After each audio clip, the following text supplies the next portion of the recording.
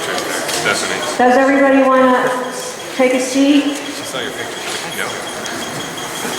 Hi, my name is Kathy Ferry, and I represent Allegheny General Campus, Allegheny General Suburban Campus on the Chamber of Commerce, and I am present here as a chamber member. We are very pleased as a chamber to have a role in sponsoring this event, along with Liberty and Bellevue and Avalon PTOs in the League of Women Voters.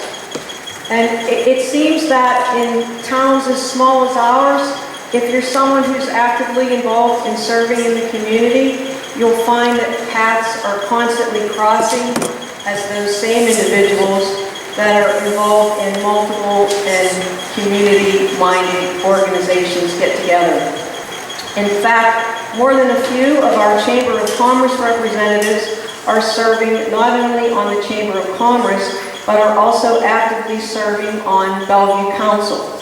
Mark Helbling, Kathleen Coder, Jane Bronlich, and Paul Kuzik.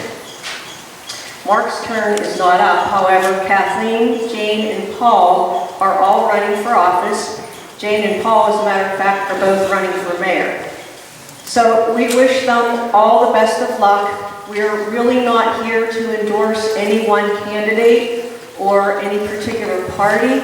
We're here to give you, the voters, the opportunity to express your concerns and to meet the candidates, and to give the candidates the opportunity to share their views on these important issues with you.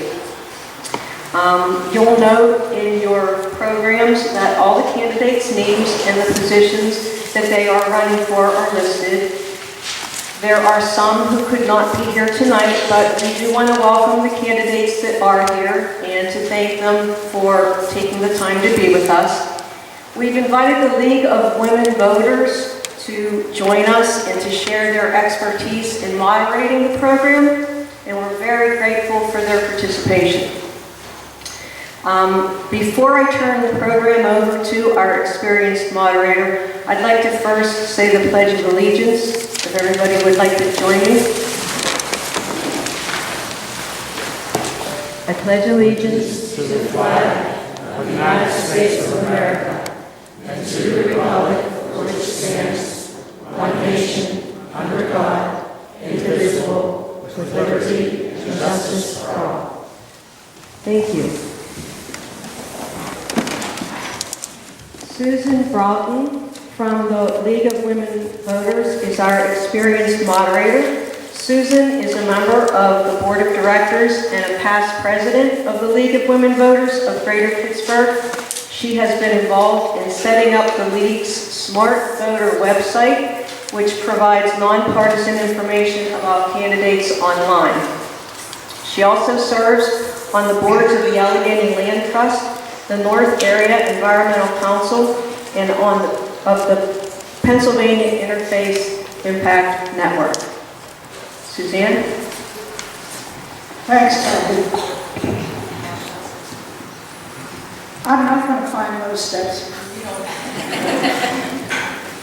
The one reason I'm going to sit down is that if I were to stand at the podium to moderate this thing for 2 hours, my arthritic knee would walk and you'd have to carry me off the stage. So I'm not going to do that. I want to take a little time to talk about how this is going to run, and I'm going to actually take a minute or two for a brief commercial.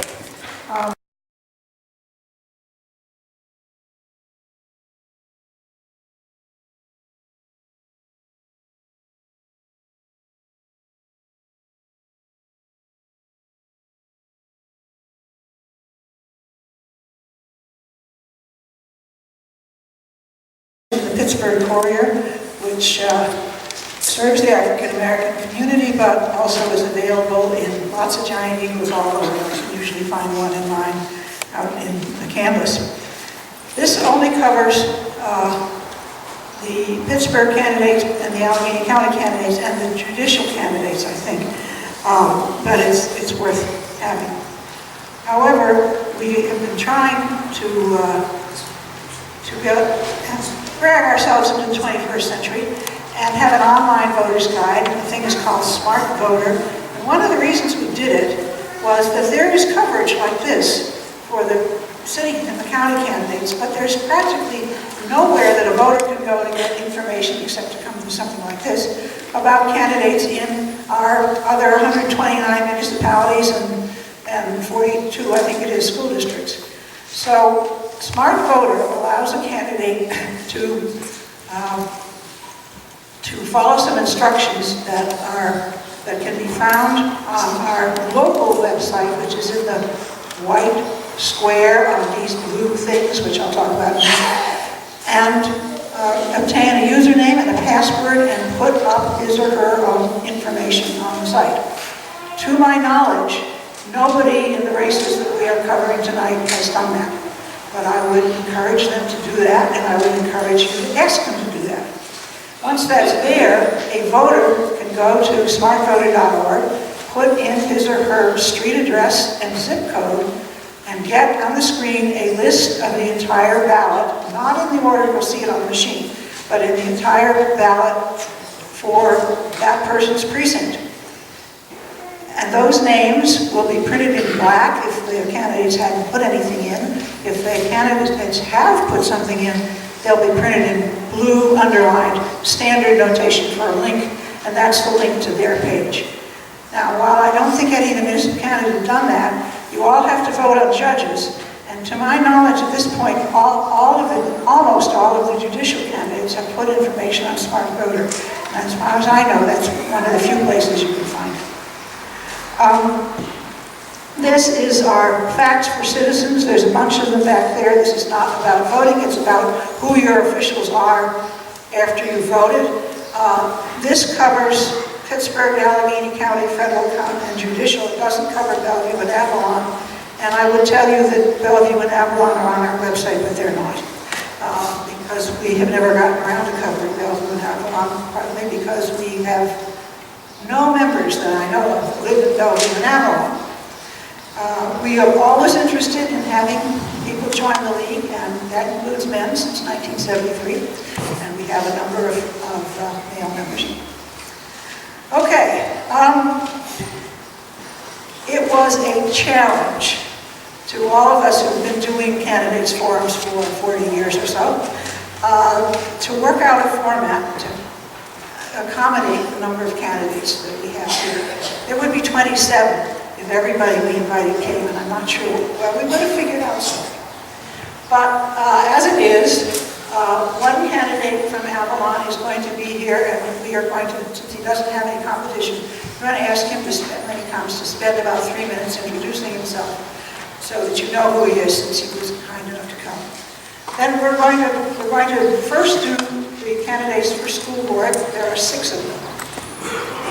And what I'm going to do is to ask you to write out your questions. We have some already. We have a couple.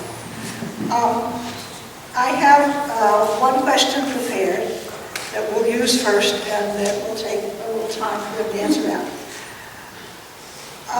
Let's see. With the Northgate School Board candidates, we're going to ask the first person to answer the question to take 2 minutes, and each subsequent person to take 1 minute. I will try to get through at least six questions, so that each candidate, we will rotate who's first. Each candidate will have a chance at the 2-minute slot.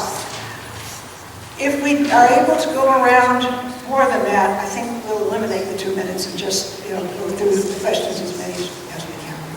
When we get to the Bellevue portion, it's a little more complicated with 8 candidates, and that's going to be harder. I think what we will do is have the first one 2 minutes, the second, say 3 a minute, and then ask the last 4, who will then be repeating themselves, to just either say I agree, or if you have something new to add that, but not to speak very long and try to get through them. And as we rotate through the candidates again, everybody will have a chance at every one of those roles, and we'll hope that works. So, with a couple of let's see, have I covered everything I wanted to say? Oh, I'd like to introduce a few people. Kathy Ferry, who you met, and Bruce Barringer, who I think, well, and Linda Walshner, I guess. And Shirley McKilvreed, who you don't know, member of the League of Women Voters Board, will take your questions, and they'll go through them and try to combine, where there's lots of them, try to combine things that are the same, try to maybe reword things to make them simpler, try to reduce the school board ones to 6 to 8 questions, and ditto for about 8 questions for the Bellevue ones. When you write a question, will you please write on the top of your card clearly Bellevue if it's for the Bellevue candidates, and Northgate if it's for the school board candidates, so that they know. We already have a few, I think we figured out which they were. We keep our time as strictly as we can, so we have Dr. Jane Purifoy and Dr. Bobby Harley, who are going to be handling that. We're going to raise a yellow card when there's 30 seconds left, and a red card when they're to stop.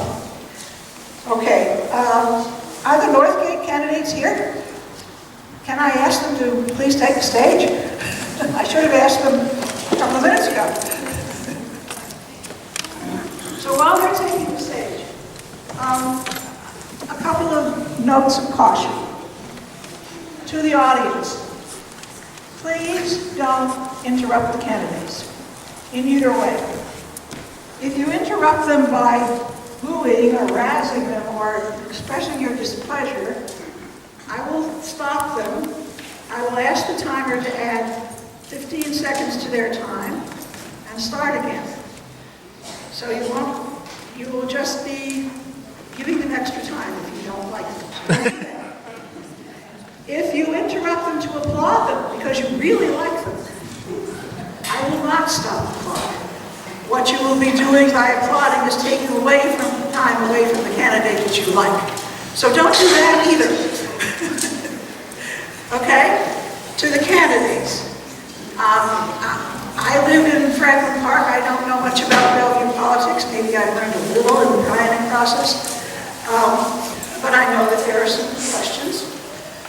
I would ask the candidates to confine themselves to stating what you plan to do about whatever issue is raised. Please don't talk about other candidates' actions or what you think another candidate will do or what you think some public official has done. We're interested in what you're going to do. So tell us your vision and your plans. And with that, are we ready to go? Yes. So I have an opening question, and I'm going to sit down before I fall down. All right, we're going to start with Mr. Hazelwood, since he comes first in the alphabet in this group that seems to start in the middle of the alphabet. Oh, and I didn't need to put Mr. Clicker's sign up because I know he's not coming. So maybe I should just sort of, and anybody can start his water bottle. First question, 2 minutes, Mr. Hazelwood. What do you see as your role as a school board member? And what do you feel qualifies you to be in this position? Hello everyone, thanks for coming.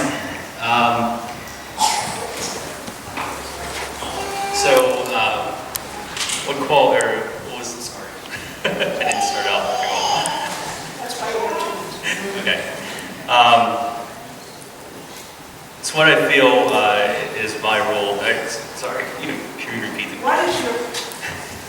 What do you see as your role as a school board member, and what qualities do you have that qualify you for playing that role? Okay. I feel that it is important as a school board member to make sure that we put students first, to make sure that that is the ultimate goal, is to provide a great education for this school district and every child within that school district. As far as my role, I think I can provide, I think, a little bit different, diverse experience as a project manager for an engineering firm and a landscape architect. I kind of understand a lot of the newer jobs that are required or that will be available out in this area as well, and not just jobs that require 40-year degrees, but also jobs that can be done with 2-year degrees and associate degrees. So I think that's something that I can give that maybe some of the other candidates don't have. So I mean, that's something that I feel is very. Is it on? Okay. Fair.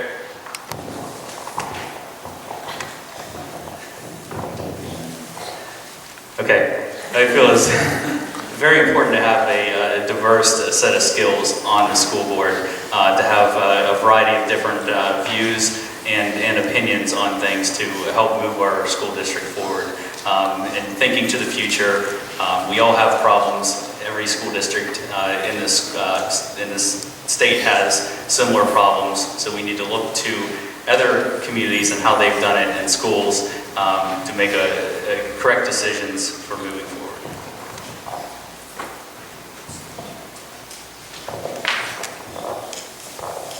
Hi.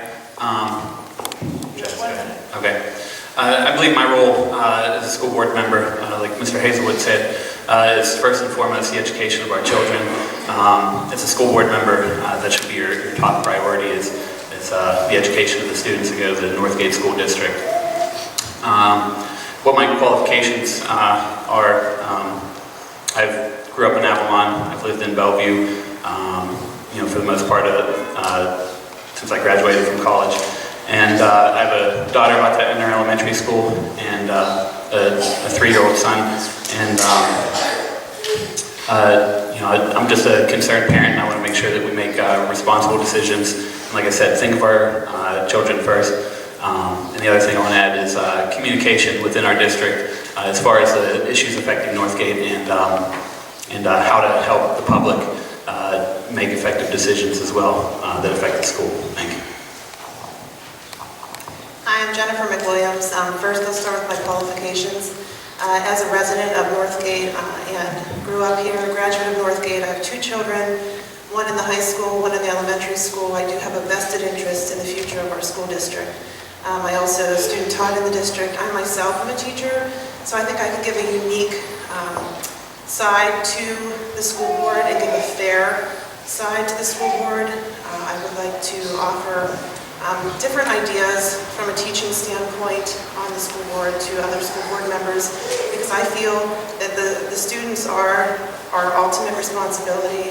Their education is most important to us, and we need to offer them everything that we can as a community and as a school district. And I think it's very important to give that fair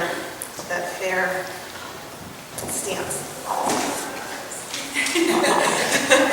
And so ultimately, I feel my qualifications as a teacher and a parent and a resident qualify me. I'm Elise Pascal, and as a resident of 12 years in Avalon, my children are in the elementary school, one moving up to the high school level, and I feel that it's important that I become involved in my children's future and their education. I feel that it's also important for me as a parent to have some input on the direction that I want to see our school district go. As a person on the board, I would act as a strong liaison to the community and to the board members and to the leadership that leads our school district, and also to try and put some important information out there to the public so that everybody's aware of the changes that are happening immediately instead of letting them happen before the community is aware of what's going on. I would also like to add that with the upcoming school board changes, hopefully we'll be able to see a brighter future for everything that's happening, because I think that with new inviting ideas that are coming onto the board, we can all make a positive change.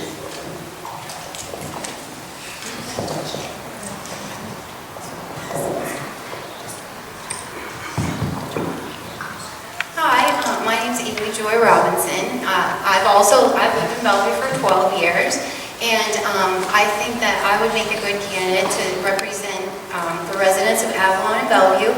because I have a background in PR and marketing, and I think one of the things that organizations and, education facilities struggle with that. It's really hard to communicate. A lot of times we have limited resources to get the information out, and I think it's important, that we do everything we can so that when there's important decisions being made, parents, community members know, and they, have a chance to put in their 2 cents so that we can make decisions that benefit the whole community.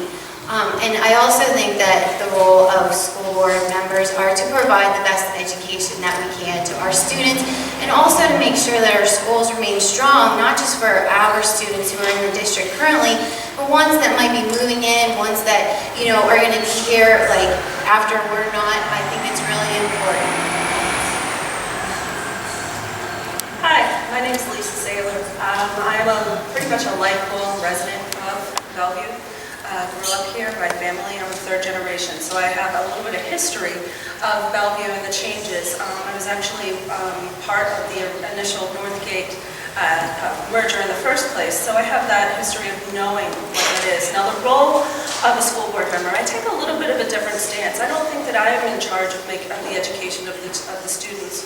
Rather, I'm in charge of the policy and helping to provide the administration and the teachers, especially, the tools they need so that they can teach the children. They're the educators. I don't have a degree in education. I have a degree in nursing and psychology, so I don't have that educational degree, and I'm not going to pretend that I do. So we need to make sure that we are providing financially and looking into any other that little sign, providing the resources for our teachers and administration to teach our children. Okay, we've done that question. If there are more questions and you have them on cards, if you wave them in the air, and somebody, I'm not sure who at this point, but somebody will come get them. Although at the minute, I think I probably have enough to fill the hour over the time. I have 2 questions here that I think speak to the same point. And that seems to be the question of, is Northgate really a united district, or is it sort of Bellevue and Avalon? One person suggests, what about renaming our elementary schools to take away the regional element? Another person says, what about a Northgate district in which the Bellevue school was K through 5 and the Avalon school was 6 through 8 and Northgate was 9 through 12, so it was all one thing. Can you discuss some of these ideas, starting with Mr. Johnston? Yeah.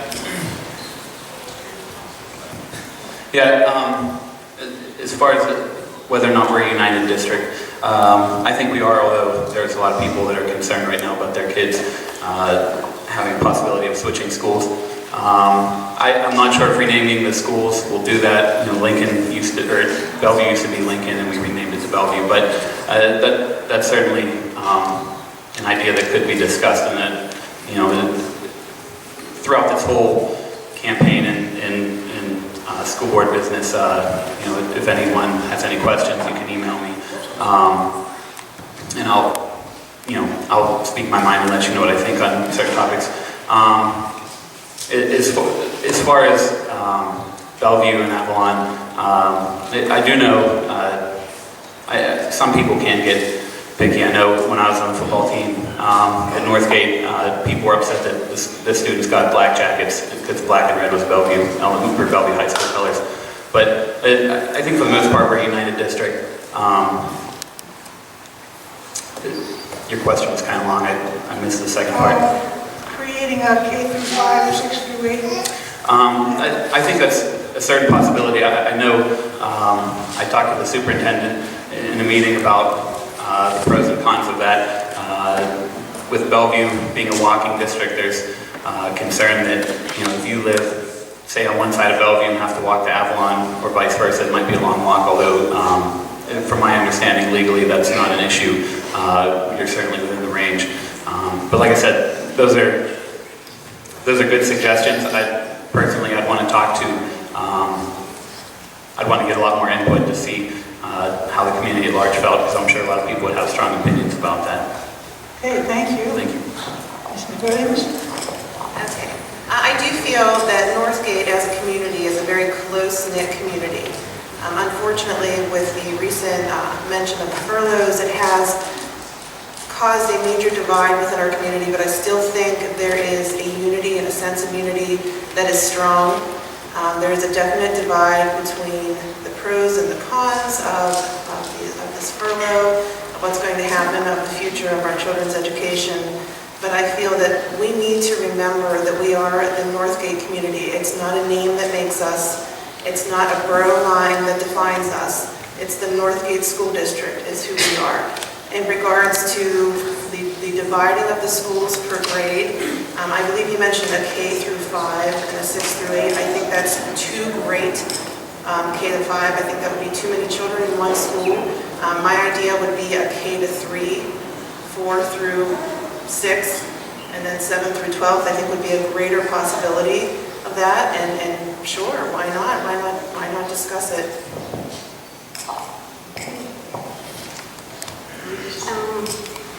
I agree. I think that we have a very strong community. Northgate, I do feel that there has been a substantial division between Avalon and Bellevue, listening to many of the community members, and as I speak to them, there must be some type of a long history also of a division of Bellevue versus Avalon, because there was a difference in the high school versus elementary school. But I think new people coming into this district don't know that. I wasn't aware of it until it was brought to my attention. And I think that as we come together as a community, we can actually evolve past that and not even worry about it any longer. But I do see that it's something that still even exists in the high school. And hopefully as a candidate and a member of the school board, we'll be able to get past that and really unite all of the members of our communities together. I think it's very important that we look at the division of the elementary schools, because there's a big division that's happening right now because of the change of the district line that's causing a lot of commotion. And I think that making a separation of kindergarten to 4th and then 5th through 7th would be appropriate.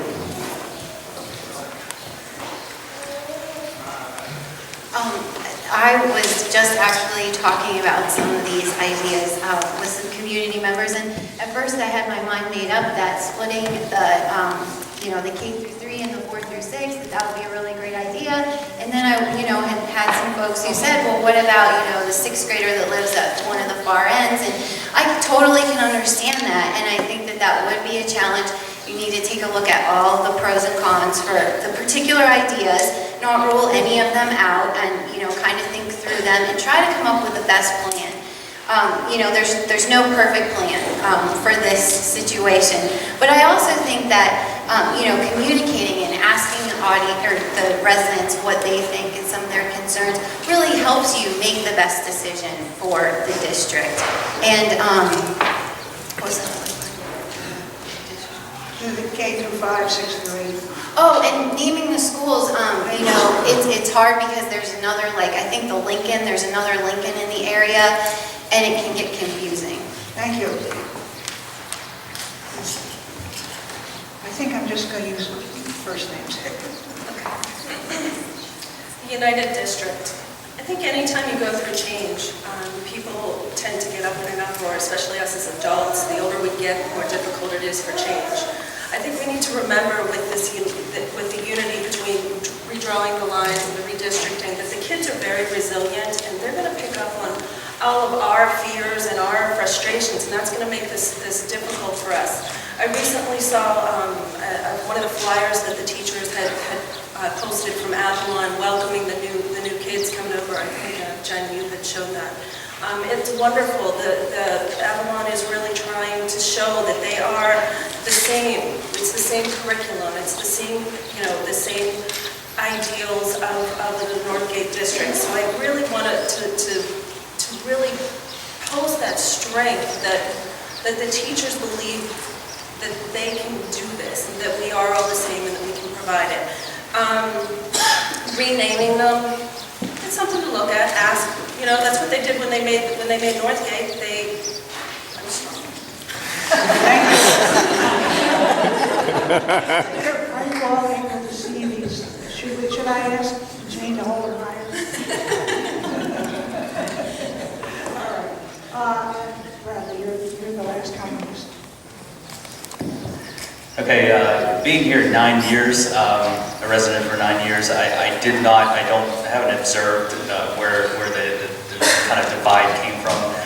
And I think it's something that's historic, and I think I agree with Lisa that we need to, as the community, we need to work to help teach the younger citizens that there is no divide. And I think this is important not only in Bellevue, but both boroughs as well. As we are a community, what we do affects the boroughs and the municipalities, and what the boroughs do affect us. So this is very important. As far as naming and changing the alignment, I think that's something it's so complex. There's so many things to look into and understand, but you want to make sure that you don't create a new problem when you're trying to solve another problem. So I think that's important. There's a lot of good people with a lot of good ideas, and we just need to take that all in and make an educated decision on what is best for our students and our community. Thank you. Okay, I have two cards here which I think are essentially the same question, and if I'm wrong, maybe the questioners will jump on me afterwards. But they're both about how students succeed. One person says, what two priorities would you focus on to increase student success? Another person says, how can we get higher PSS A scores, which I assume are a measure of success? So tell us what your priorities are to increase student success, and we'll start with the gentleman. Oh, the dreaded PSSAs. I knew it was going to come up. I feel that they are two separate entities, the PSSAs versus student success. I feel to have a child succeed, it takes a team. The school, Northgate, is not going to raise my child, and they are not responsible for raising my child. My family, myself, my husband and I, we are responsible for raising my child, both of my children, not just one of them.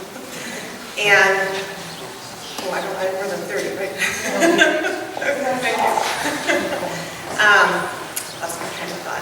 I am also responsible for working with the school and the teachers to bring my child up and to help raise them.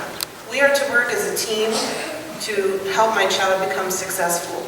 They have tools to help educate my child, and I am responsible to help utilize those tools as well to help my child become successful. In regards to the PSSAs, that is a test, that is a standardized test, that does not measure my child, nor does it predict what my child's future success is going to be. So I'm going to throw that one out right now, I'm sorry.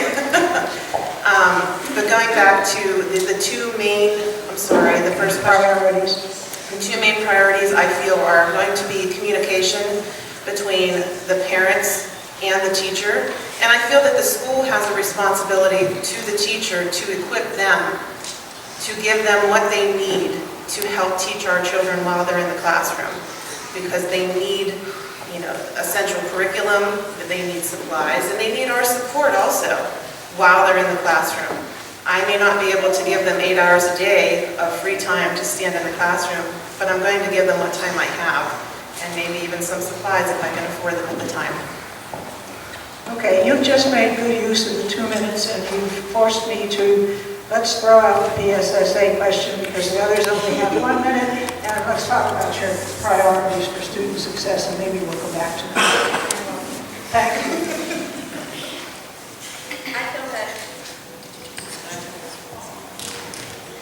I feel that it's going to be important to make sure that our teachers do have the tooling that is necessary for them to teach our children properly. The types of books that they're going to be reading, making sure that those are up to date and appropriate for the classroom and for the education they're receiving now. I also think it's important to expand their education, the types of classes that they're receiving at high school, not necessarily small, meticulous, repeating classes, but be very specific and trying to give them the best education that they possibly can get, that gets them into a qualified college, something that's going to get them advanced into those higher school levels. I also feel that it's very important, it's my responsibility as my children's parent to make sure that they are also learning the education that they're getting at school and learning it at home as well. I have to repeat the same type of lessons at home and make sure it's clear to them so that they don't fall behind in their classes.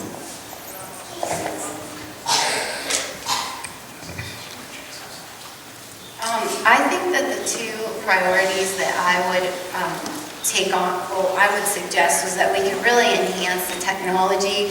Our students have access to technology. I know that the administration's currently trying to, get resources to get more technology, but I think it's really important because, working in a professional field, more and more we're required to know about technology and to be able to use it for marketing purposes, not just for keeping up with friends and family. And the other thing that I think I would focus on is helping the teachers train our students to be creative problem solvers, because it's something that if you don't use it and you're constantly having to, memorize and things, it really makes it tough to think outside of the box, and that's what we need. We need a generation who's able to creatively think of ways to solve challenges that we'll face in the future.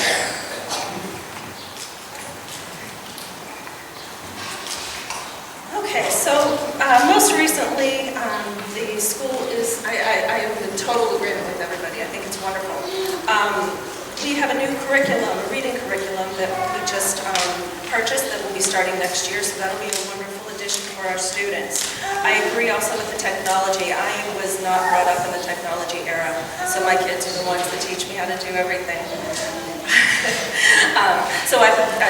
The teachers, helping the children to keep up with all the technology since it changes every day. I'd also like to see and think that it's very important that the children, the parents, the teachers are all on the same page, communicating with each other to make sure that the kids don't fall behind as far as in their education. And I also really think, historically we talk about how well-rounded person, and a well-rounded person includes all of those extracurricular activities that our students do enjoy, having the plays, the band, the musicals, etc. And we want to keep those as well. Thank you.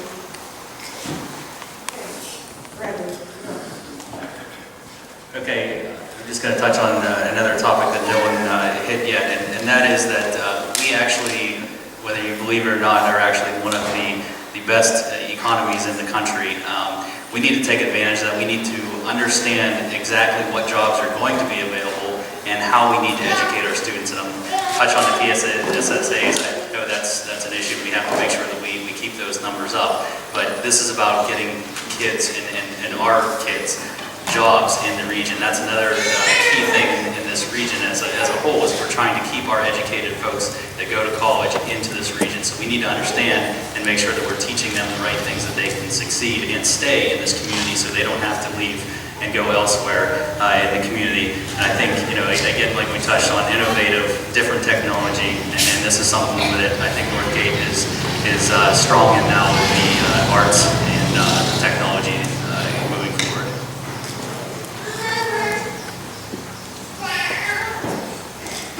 Two priorities to help students succeed. I think one thing that you have to do is look at the problems facing the school district. I think one of the largest issues facing the school right now are its finances, and that's not just an issue facing Northgate, that's an issue facing schools across the state. I don't believe that furloughing teachers across the board is the way to solve that, but that's an issue that could hurt the school and the students' success. So to combat that, I think a priority is to help the public become aware of the issues and help educate them and let them know how that they can make a difference to solve that problem. The second thing, like other candidates have said, is teacher support. Number one, if you want to know what's going on in the schools, the teachers are the people that you have to ask. And so I would strongly recommend having a lot of meetings with the teachers, finding out what they need, finding out what problems they're having in the classroom and how they can overcome their barriers.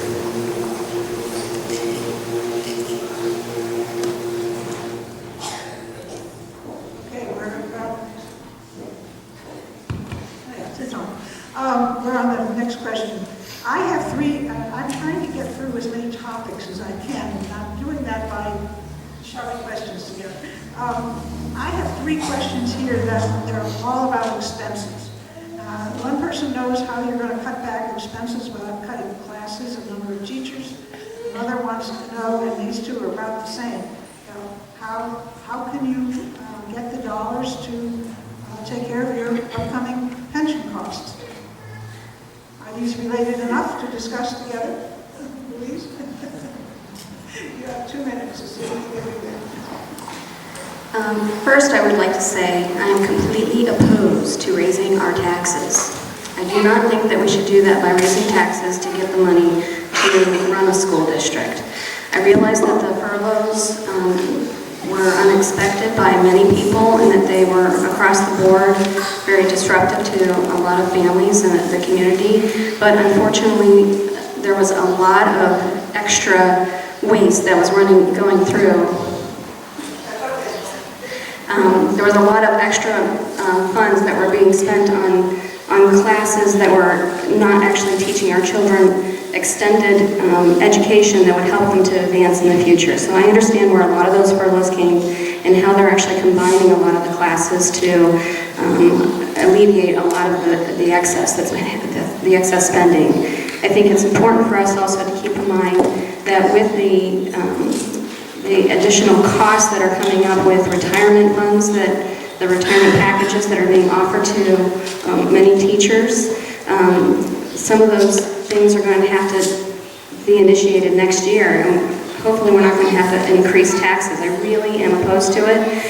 If that means that we have to have additional costs that are going to be applied maybe at the student level, where we're going to have to pay additional funds for outsourcing children, when children come and play on school sports, etc. I know that that's not something that the superintendent wants to do now, of pay-to-play activities, because we have a lot of hidden athletic abilities as well as capabilities for our students to play in school activities after school, but unfortunately, there's no other way that I see in the near future other than trying to balance the books unless we do additional furloughs. Thank you. Amy, you have 1 minute. Try to be quick. I think this is a really great question, and I don't think it has an easy answer. I think it's going to be a little bit of everything. I also certainly don't want to raise taxes. I don't think that would help the community. I think that there's a lot going on that's out of our control at the state level and at the federal level. And, people, they're contacting their representatives. They have some good things that they're talking about passing, and it all moves so slow. One of the things that the superintendent had mentioned was talking about coming up with a cyber option within the Northgate district, where it wouldn't solve all the problems, but at least for the families, right now we have to give the money out for that, and that's how it is. The state says it has to be that way. But if we had an option where we could keep that in-house, use the dollars to educate the students, everything would help, and a bunch of little different things add up to big savings in the end. So basically, I agree. I don't want to raise the taxes either. None of us do. We want to find other ways to come up with the finances. The 3 general sources of revenue that the school district has there come from the local, state, and the federal. The main one that we can all affect is our local.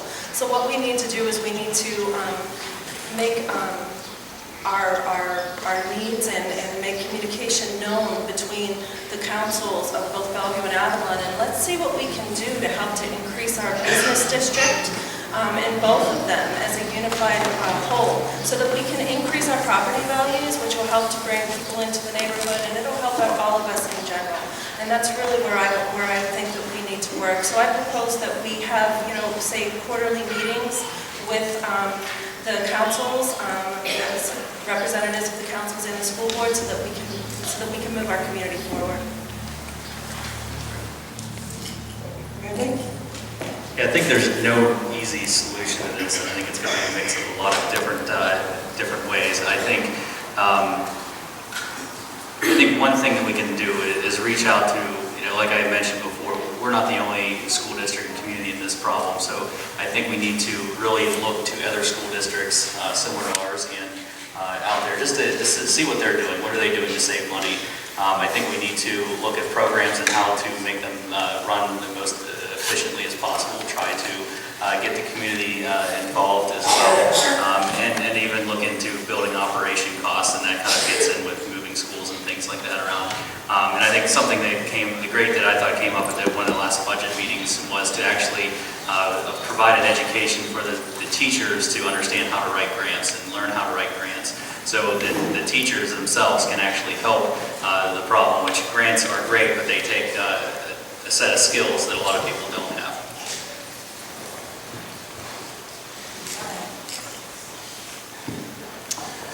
How to cut expenses, like a lot of the other candidates said, I don't have a straight answer. I think we have to investigate all possible options. One would be technology, see where we can get into the 21st century and eliminate waste. And I think my background as a software engineer could help with that a little bit. Like I said, investigate all options. I've heard some community members talk about the possibility of a merger with another school district. That's not something that I'm for, but it is something that I would be open to investigating to see what the pros or the cons are. I would do my best to, like I said a couple times, try to educate the public to the financial issues facing the school, including making sure everyone knows how to call their state senator, state representative, governor's office to look at the issues. And I think we should avoid. Thank you. Just like was said at the budgeting meeting, that there were 3 of them that were offered to the community, it was right there in black and white. Simply raising our taxes will not and would not have saved the teachers that were furloughed. And it will not next year as well, unless something is done now. And it's not going to be an easy solution. It's not going to be simply raising taxes. It just won't cut it.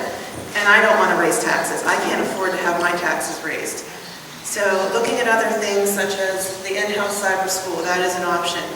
Having the community informed and coming to these meetings, budgeting meetings, it's an eye-opener. It makes your stomach turn, but it's an eye-opener that's necessary and a reality check. And I think we all need to be informed to know what's going on in our budget. The 24 furloughs was an eye-opener. And now I think all of us are aware, and we all know now the changes have to be made from this point forward. And I no sense repeating what a lot of these people have said up here, but I'm in agreement. There are a lot of changes that need to be made, and I think we now have a superintendent who is looking at all of the numbers very closely.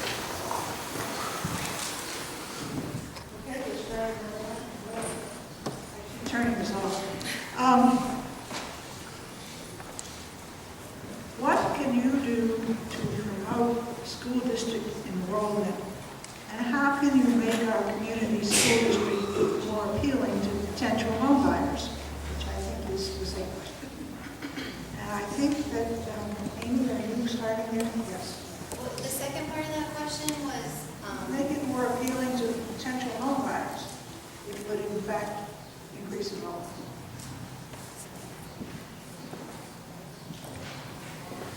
Well, I think that there's a lot of things that we can do. I come from a PR, marketing, communications background, and I think one of the most important things that now the trends in marketing, it used to be that you could just send information out and folks had no choice. They had to process it how you gave it to them. But what I've been finding is that grassroots, peer-to-peer, like community members going out and talking to people about the district and about the area and what's so great about it, we can all help promote our district. You know, there's a lot that goes on here that we should be proud of. Our students and our faculty and our staff, they really do accomplish amazing things with limited resources. You know, parent volunteers step in when they can, and that's stuff that I don't think that every school district has. I think that, you know, being a small district, we have the chance to get to know each other. We get to know, you know, other kids, our kids' friends, their parents, and it gives us a community that, you know, I don't think you would get the same in a bigger district. And I think that, you know, I think the school can do some things. I've seen some interesting things from other districts, like, you know, YouTube, or like a little slideshow that they put up on their website that just sort of highlights some of this stuff, you know. Things that are on the district website, they're really great. Some things I had no idea our kids were able to do. And, you know, packaging that and putting it out there in different channels so that people can see and, you know, we can go forward and promote the district. And appealing to homeowners, I think it plays into cooperating with our councils in Avalon and in Bellevue, coming up with ideas for marketing the district and the community and getting businesses here, and folks will follow the businesses and, bring their kids and really get to know this district and how great it is. Thank you. Lisa? Yes, absolutely. It comes back to, promoting people first and foremost, highlighting what we do well and getting that out there. And I think that a great PR marketing campaign is necessary. And we can do that with the resources in our community. We can have it as a volunteer. The school has already updated their website, so that's a wonderful thing too, and they're working on doing that more. So we do need to have a good marketing campaign for Northgate. In this century, you have to do something like that. And then we also have to promote the school, the people moving into the community, which goes back to the idea of having the councils, Avalon-Bellevue, and then the Northgate board together with a plan. And what is that plan? I don't know. That'll be the board. They need to get together and they need to talk about that and see a way that they can promote this. They do go hand in hand. One can't survive without the other. We really can't. So we have to work together. Thanks. Again, I'd like to emphasize the fact that I think emphasizing what we do positive, the positive aspects are one of the most important while we work to fix the ones that need a little help to move it forward. I think getting involved in the community is huge to gather interest from other people. Having an active community and people seeing the children, the students out, I think that really helps the community. There's kind of a negative vibe sometimes when you talk to the general community about the school district. We need to make a better connection with that. I think work opportunities for students to showcase their work in the downtowns in Avalon and Bellevue. And I think the other thing is, like I mentioned before, is to network with other schools and other communities and to reach out into these other groups. There's a lot of groups out there that connect many different organizations together, and to promote this area, this community as a whole, to the rest of the region, to try to gather people to come in and take advantage of what we actually have. I think there's a lot of people in the Pittsburgh area that don't know about Bellevue, Avalon, and Northgate School District, and some that do think we're part of the city. So I think there's 3 ways we can address to change that. One, to promote the school, I think we should have more community events that involve the school. Whoever's idea it was to have the tea with Bella is an excellent idea. And I think events like that, we need to promote, and it'll help make our school and our community look positive. Like some of the other candidates have said, I think cooperation of the councils, everyone needs to get together to brainstorm on how to make our community better, because that will entice more home buyers. And I think we need to look at some of the issues and study some of the issues more closely of what's affecting the Northgate School District. If kids leave at a certain grade, or there's a big drop off after a certain grade, or kids are going to like a charter school at a certain grade, take a more scientific approach and try to get to the root of the problem and solve that. Thank you. Thank you. Yeah, I agree with a lot of what's been said, and I think that we can be our own worst enemy. Good news travels fast, but gossip travels faster. I think we destroy ourselves whenever we bash our own community in the media to our neighbors. We have an obligation and a responsibility to spread good word about our own schools to everyone around us, to recognize the good, to find ways to, like you said, display the good artwork, do things that we can. We have so much passion in this community. Look how fast we came together as a community to even have this forum, to have 7 people running for a board, to have boardrooms full at school board meetings that normally 1 or 2 people would attend. Why? Because we were fired up over a decision that you didn't like, that none of us liked. Let's use that energy and let's start making it good for Northgate. Spread how good Northgate is, and the news will travel fast, and people will want to come here because they hear the good stuff about this area and this district, not the gossip.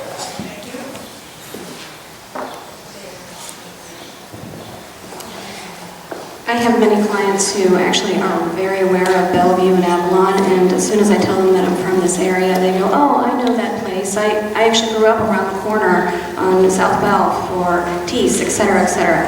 So when I talk to a lot of my clients, everyone is is aware of us, but they just don't know what we're doing now because they think of us as an old town. I think what we need to do is really drive our businesses. We have a lot of wonderful new businesses in this town that are thriving and are just trying to grow and become very passionate about the community. You can see all the revised sidewalks, and I think there's additional new landscaping that's happening. And I think if we get more involved in our community to beautify our community and also bring the school district to the community level, so have maybe our community members, the business owners display some of the most popular things that are happening up at the school and publicize those types of activities. I think that will actually help drive businesses and communication. Okay, last question. And I think we finally have to tackle the PSSA scores. So the question is, how can we get higher PSSA scores? PSS, I can't even pronounce it. PSA scores, SSA. First, please. All right, how do we get higher PSSA scores? Yeah, I am not the educator, okay? Like I said, I'm not the educator, I am not a teacher, I am a nurse. However, it is up to our teachers to have the tools that they need to increase the PSSA scores. You know, testing is difficult. Not every child can test well, but that's the way that we are now being judged, and for finances and for where our school stands. And I really can't tell you how to increase the PSSA scores. This is the wrong question for me, because I'm not. So I guess what I'm going to go back to for that is, again, let's just talk to the teachers, have the school board and the teachers meet, talk about what types of things they need, what tools they need, what grants they need, what ideas they have, how can they be creative in teaching the schools so that they're not bogged down by just teaching to the test. We have to let them come up with the answers and work and stand behind them so that they can go ahead and increase those scores. Thank you. Okay, Bradley?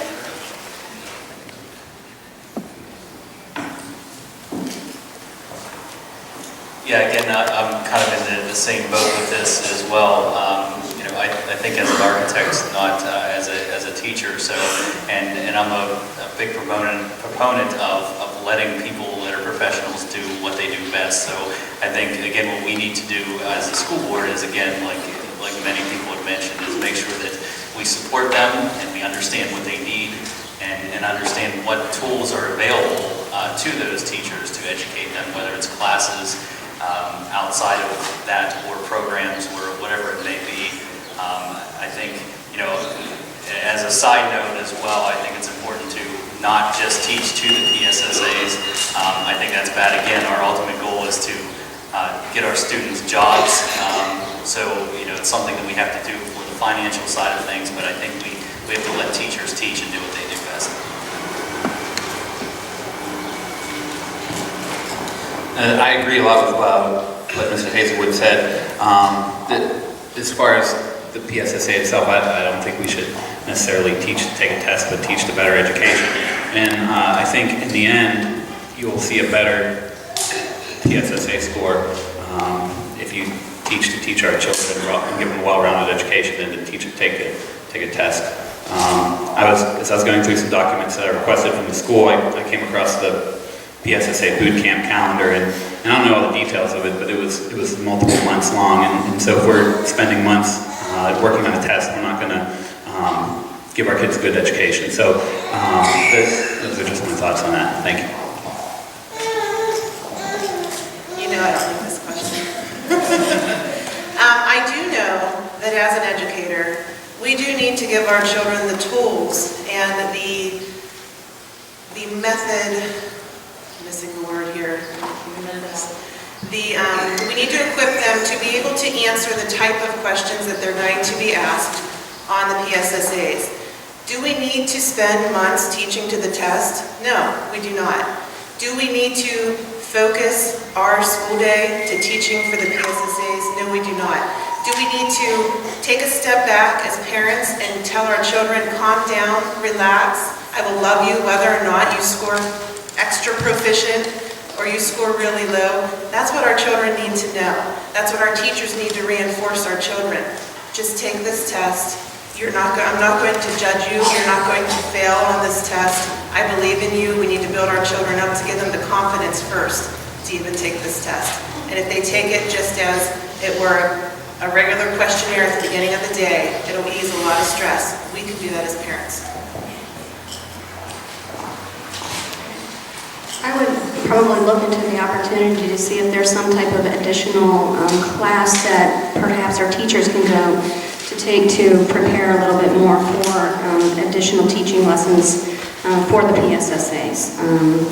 I would think that would probably start something for them to learn to teach in a different technique, maybe, to help them to teach in a different direction so that it'll help the children to be a little bit more proficient in taking these classes, these tests, so they may be able to score a little bit higher on these, but I'm not sure that there's necessarily a correct answer because I also am not an educator, so I can only assume that the education that our children are getting, they're understanding what they're getting, but I'm not sure if it's directed or specific to the PSSAs. And at home, I know that I can't direct them information either.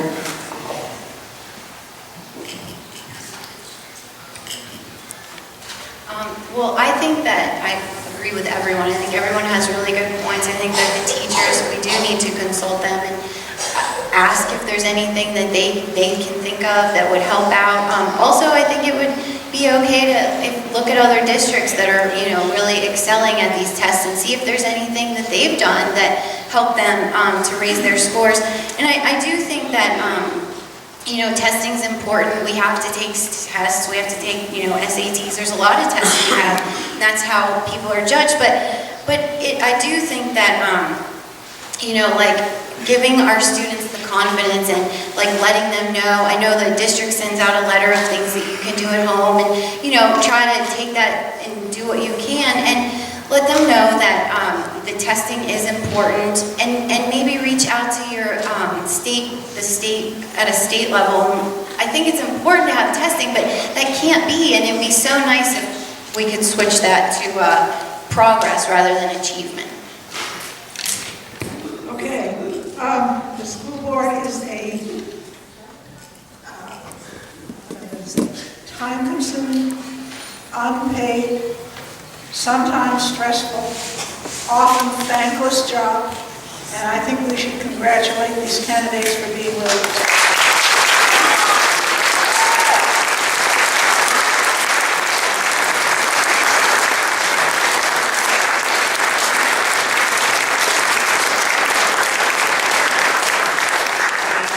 Now, if we could make a quick switcheroo.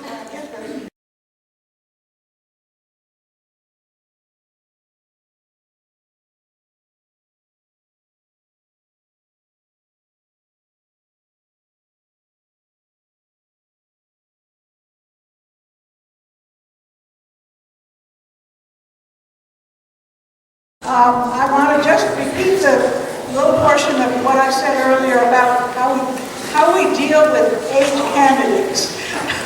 And that's 7 for council and 1 for mayor. And since we cannot have a debate with one candidate, and the other 2 mayor candidates are not here, we're going to put them all together. We're going to assume that borough affairs are borough affairs, even though I know that under the borough structure, the mayor deals with the police. He's also the person I believe would break a tie on council, and I think that he's as interested in the rest of the borough stuff as anybody else, and maybe he never has a chance to express some of those things. So we're going to just take everybody equally. We have 8 candidates. I'm going to try to get through 8 questions. I'm going to do it this way. For each question, the first person that takes the question will have 2 minutes because that person needs some time to think on his or her feet.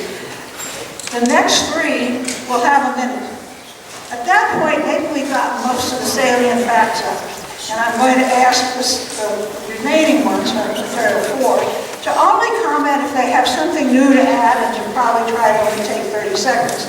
Now, since we will rotate around as to who's first, everybody will have a chance to be in all of those positions. And that way, we may get through 8 questions in an hour. That's the goal. So let me start with this question. What do you see as your role in office? So for the mayor, it would be as a mayor, council people would be as council people. And what are your qualifications for that office? And we'll start with Kathy. First, C comes before all others. I get the lucky spot tonight. Just once, right? As far as the role of a council person, if you look at the Pennsylvania State Borough Code, first and foremost, it is to legislate. It is not to run the borough. Secondly, I believe it's to be a leader, and there are many connotations of what a leader is, but my philosophy is that we are to be servant leaders, and what that means is that we put other people before ourselves. And I know that's novel when it comes to politicians, but we should be serving our community, not our own agendas. Also, I believe we need to be listeners. And I think this is lacking, is that people come in with their own ideas and they don't listen to one another. We need to listen to each other. We need to listen to other boroughs and what other people are doing. And we need to foremost listen to the citizens. As far as my qualifications, I started my career in sales and marketing, and I think that's part of what we're supposed to do is go out there and be ambassadors.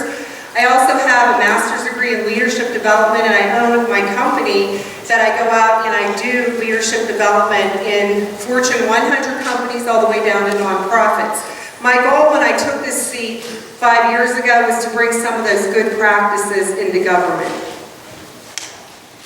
And they didn't even give me a wow.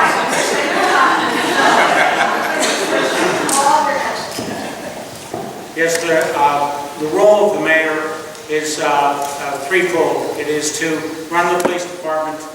He's the chief executive officer of the borough, and he's also to give a budget to council. But it really extends more than that.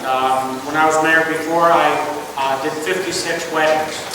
I did ribbon cutting. I represented the borough in many different things with the hospital, and I'm actually on the community advisory board of the hospital. It still exists. We're still keeping that building going, along with HGH. It's Allegheny Health Network now. But my qualifications, I was on council for 8 years. I was mayor for 8 years. My degree is in accounting. I have been involved in the community. I'm the treasurer of the Chamber of Commerce. I'm the executive director and treasurer of the Herman Museum that everybody knows about but nobody attends. We're going to change that. I'm sorry, I'm not watching my timer. You're not either. Thank you. I'm looking at the next questions. Hi, I'm Henry Lennard, a lifelong resident of Bellevue's First Ward. Graduated from Bellevue High School in 1975. Graduated from Duquesne University in 1979. Real quickly, my professional background is I've been in publishing professional sectors, managerial positions for 25 plus years. Rule on council, you have to legislate for a better Bellevue. By legislate, help them dictate. Look at the problems Bellevue has. Talk to your citizens, see what needs to be done, and find a way to get things done in the right way. Bellevue has too much negativity. This is a very vibrant community. Look at our business district. How many business districts have a hardware store, a bank, a supermarket, auto dealership, bakery? I can go on and on and on. I hear so much negativity about Bellevue. We have to stop the negativity. I know I've kind of gone off track on that, but that's my big issue. Stop the negativity. There's a lot of positive things going on in Bellevue. We need to change that for the better. Thank you. I'm running for council in Ward 2. I believe the position of the council is to represent the people of the community, and hopefully you can bring awareness and bring some people to the meeting so they're aware of what's going on. As everyone here, I believe, is trying to do good for the community. Qualifications, I believe I managed in a couple different jobs that I had, so I had some dealings with time management, dealing with people, I'm an independent DJ, and if you ever work behind the scenes with weddings and trying to get all of that together and make a perfect day for people, yes. So I believe that I have the qualifications to work with people and get what we need to have done. Okay, now we have the floor, but since we asked about qualifications, I think you better just take a minute. I didn't mean to do that with that first question. Hi folks, my name is Grant Saylor. I live in Ward 3. I'm a lifelong resident of Bellevue. I'm probably not going to take my full minute. I definitely agree with what's been said down the line about representing the people of the borough. The three things that I wrote down that I wanted to speak to was representing the taxpayers, which has already been talked about. One of the key things I think that's important for council is to see every decision that they make through the lens of the greater community. So how is that going to affect the greater community? How's it going to affect the community from a business district standpoint, from partnership with the school district, from tax base, from making it enticing for people to move into this community? And I think that's how every decision has to be viewed through that greater community.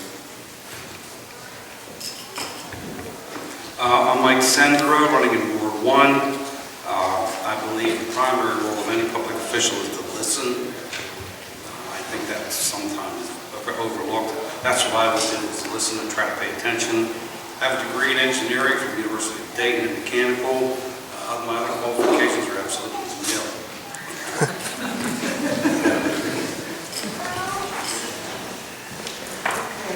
Is it that now? Yes. I can barely see. That's all right. My name is Matt Sabisky. I am also running for a second ward council. My qualifications, I have about 15 years of managerial experience. I've set, operated within budgets. I've written and reviewed policy and procedure. Basically, I'm all for inclusion and transparency in my role as on council. Other than that, I agree with what everyone else has said. That's my number 2. It's Megan, right? Yes. We are having microphone reach problems.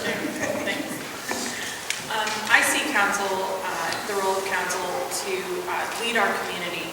I think it really needs to encourage growth in both the business and the residential areas.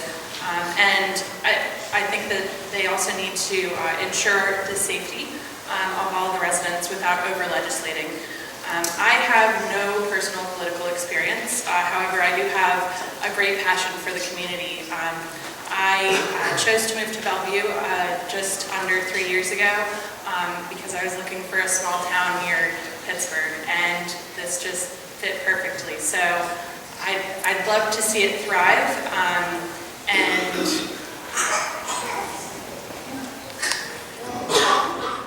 15 seconds.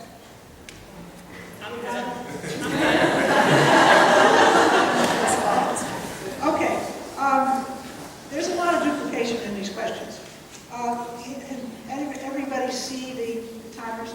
Okay. Okay. People wonder what can be done to bring businesses to Bellevue. What are the biggest barriers preventing that happening? And what's your vision for Bellevue? I think we'll start with our mayor candidate. Yes, a lot of people think bringing business to Bellevue is the job of the Chamber of Commerce, which it is. But I think the bigger job is the residential area.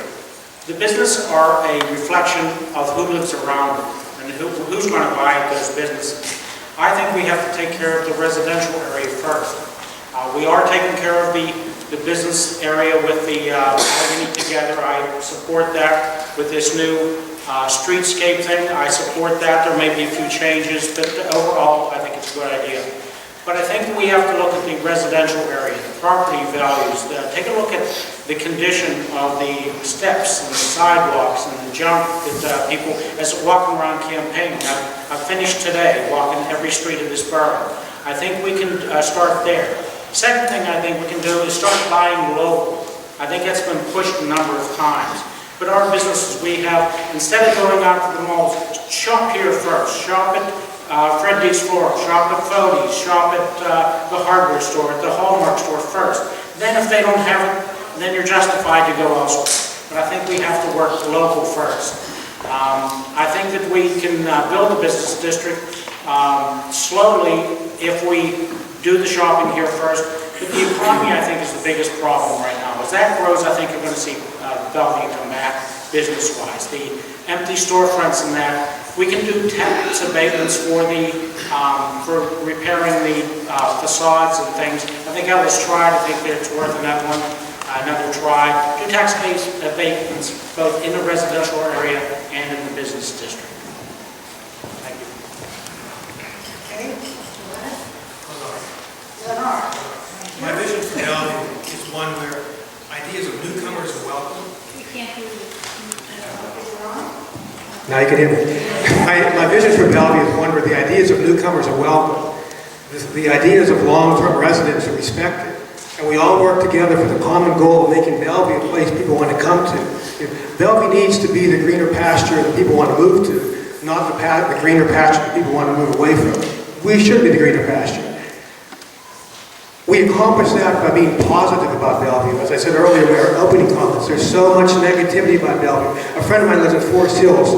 Why do you want to live in Bellevue? What's there to do in Bellevue? We have a library. We have 2 parks. We have a dog park. We have a swimming pool. We have so many things in Bellevue. We have a YMCA. We have another hospital. It's now a clinic. So many things in Bellevue that are positive. You don't hear that outside the Bellevue community. You just hear the negatives about Bellevue. Emphasize the positive. My vision for Bellevue is all the ideas are respected. There's different roadmaps to get to the same destination. Let's take those different paths to work for the same destination, making Bellevue a place people want to be. Thank you. I would like to see more office space along with retail. I believe that if we had a lot of, or like the hospital, we had a lot of people working at one spot, and then maybe afterwards they come to the restaurant or they come to get a card from Hallmark. So I'd like to have a balance of retail and office space. I don't know if that's possible, but that's what I'm looking for. Also, to encourage different groups. I'm not keen on the business scene, so I don't know what we can go after, but I'm sure there's many different programs out there that help the communities with business. So therefore, that's what I would try to look for, is programs that are already established that have shown that they can help the community in the business sector.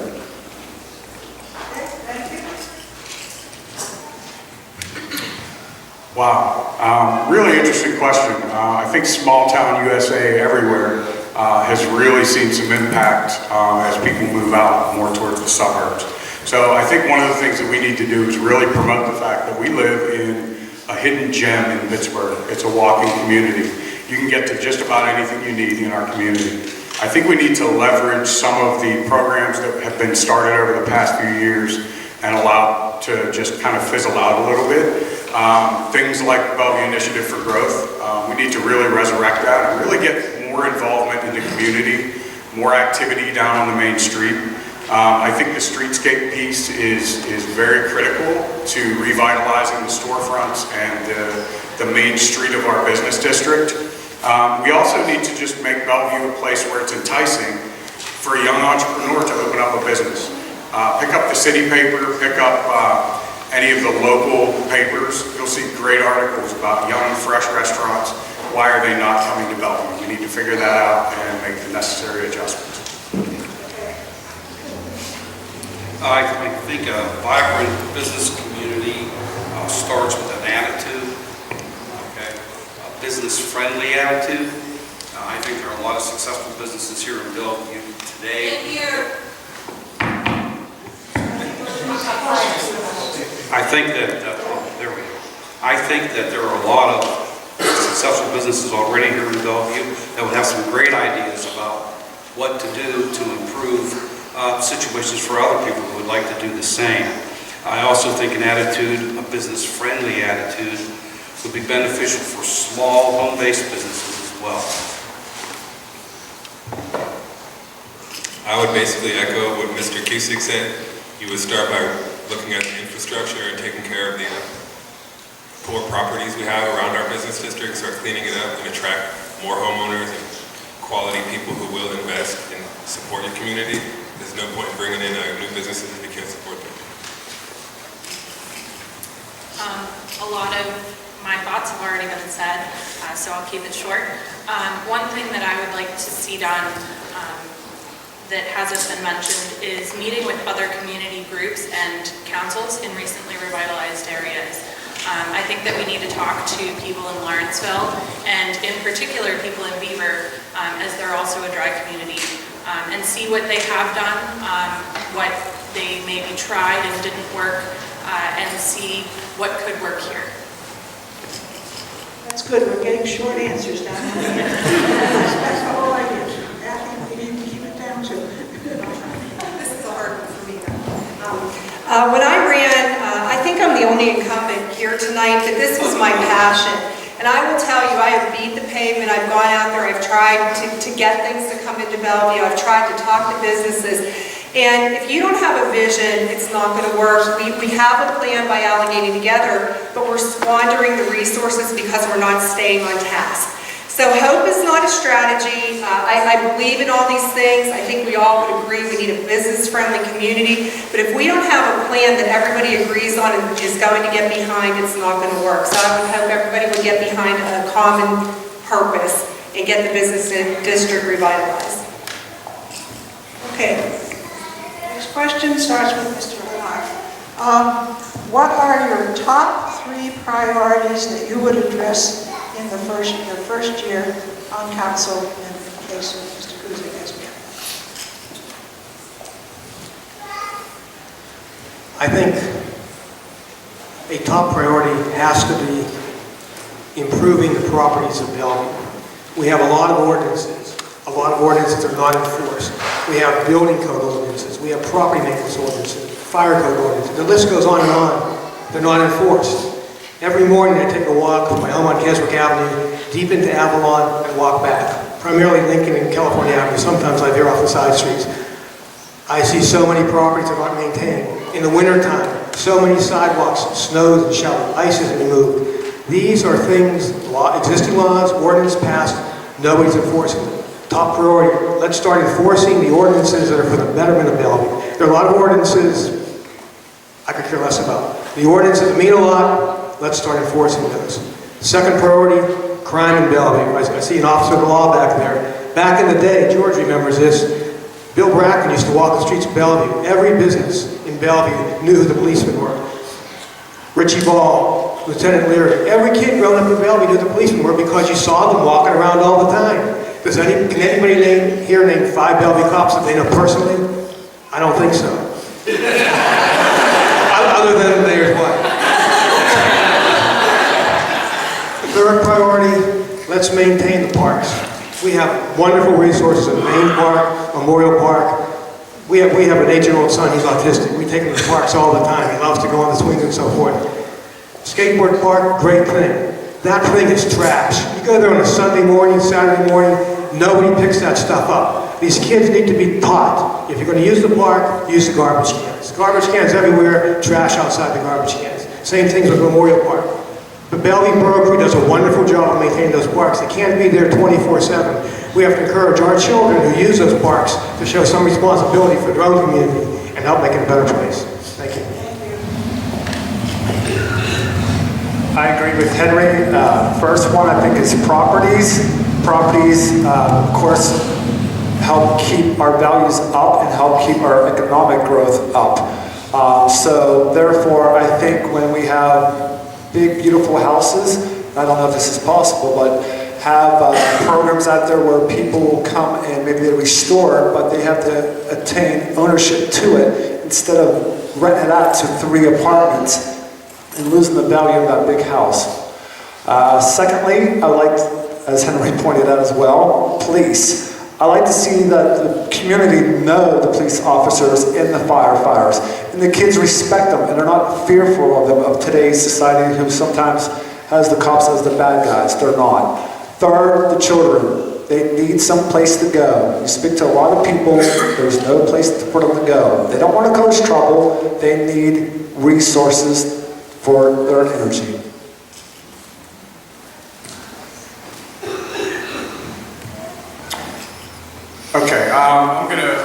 quick rundown of them in order 1, 2, 3.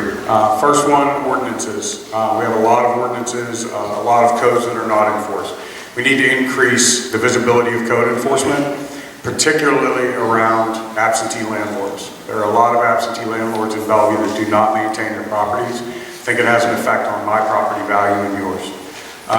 The second thing, I think, we've had a growing drug problem.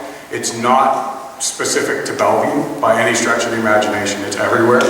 But I think we need to have a way for the citizens to be able to contact without fear of retribution. We live in a digital world where you could send a text message to somebody to say somebody just made a drug deal on the corner of whatever and whatever. We need to have some sort of a way to make that happen. Also, the methadone clinic on Lincoln Avenue, I think, needs to be moved down to suburban.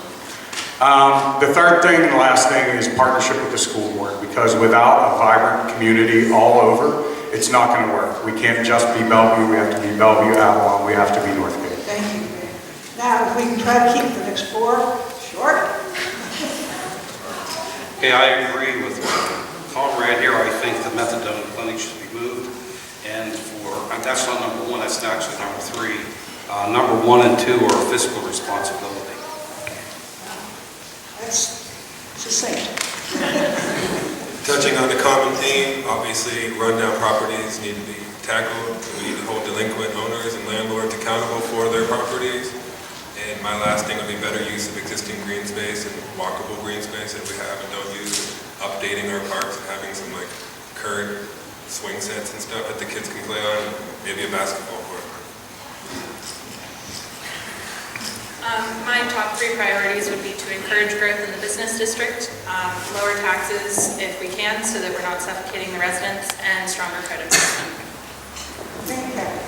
I agree with everything everyone else said. The other thing I want to see more of in continuation is intergovernmental cooperation, where we're actually working with the other communities as well as the school board and reaching out and having collective intelligence. The beauty is that we all like what we have a community, but sometimes that keeps us closed-minded and we're not reaching our full potential by tapping into other people. Okay? Okay, I have, the 3 items I have are code enforcement. I agree that we have to do something like that. The second one I have is school safety. We have a school resource officer up there. I want to keep him there. I think that what happens in the school comes out, what happens out goes in the schools. We have to work with school safety. I was out in Shaler, and they have, it's like walking into a prison. I'm not sure we want quite that, but we do want to maintain that. The safety there. The other item I would like to talk about is the police presence. I did a study in 1994 about the crime. 93% of the crime happens in the residential district. 7% happens in the business district.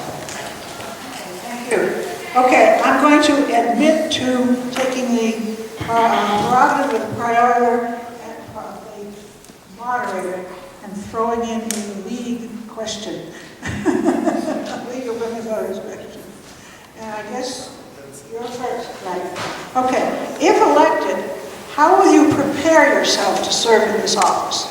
In particular, have you taken or would you plan to take the newly elected officials course that's offered by the local government academy? And what other resources might you draw on to increase your knowledge of how to serve in this office?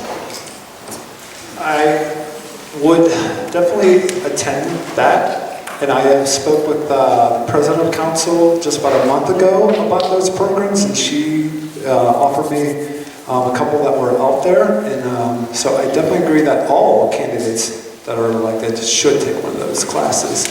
I've been doing a lot of research in politics because I'm brand new to this, never thought I'd be running for a council member.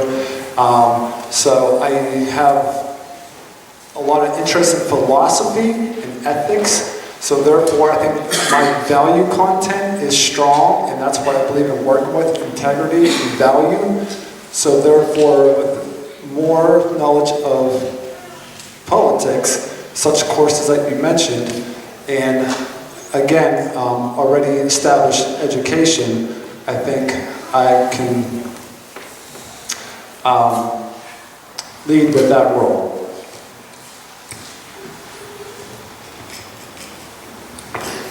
So the first answer about the newly elected officials, I would definitely, I've actually looked into what that course entails. I think that's pretty important because I have never been a politician. I don't claim to be a politician. I have been in business for many, many years, but business and politics are different ends of the spectrum. Some of the other things that I've been doing is really reading up on things like the tri-borough zoning ordinance that was adopted in 2009 between Bellevue, Avalon, and Ben Allen. There are a lot of interesting facts in there, and things like investigating what the past response has been with Allegheny Together and Bigger, and looking at ways to really kind of bring those back to life. So I have been doing a little bit of research, but have a lot more to do, but that course is definitely on top of the list, should I be elected. I've already made the pledge to take that course if I get elected. You can make a pledge to do so, and that's done. I haven't made the pledge, but I would gladly take the course. That helped me to govern better. And I would also reach out to all the people in the second ward and see what their wants and needs are, as well as the business owners who are also in the second ward on Lincoln. Well, I agree. I would also take the course. Also, I work for the University of Pittsburgh as a researcher, so obviously I love research. I would do lots of it, and I would also look into University of Pittsburgh courses that I could take, and also I already have offers from colleagues of mine to connect me with people that they know who have been involved in local governments so that I can pick their brains. No, I believe no matter what role you have in life, you should always continue to grow. I am the only city member of council who went through the newly elected course, and I plan, if I get elected again, to go through it again. But I believe you should always be learning, growing, and helping each other grow. And there is nothing that can prepare you. I thought, I'm working with companies and leadership. There is nothing that can prepare you for this. So you really need to do good government, LGA's way, not the way Bellevue's always done it. I agree with most of it, but I don't think I go to a new one since I've been there before with the being on council and as mayor. But I would do some continuing education classes, especially on things like budgeting and on police activities and things. Yes, I take the course. How am I going to prepare for council other than that? I've lived in Bellevue for 55 years. Born here, raised here, probably will die here, hopefully no time soon. Talk to my neighbors, I talk to my friends. On my walks, I talk to people. Just observing, being knowledgeable. I mean, you can get some stuff out of a book. You get a lot more stuff by just walking around and talking to people. Yes, I take the course. We've got a round back. Okay. There are,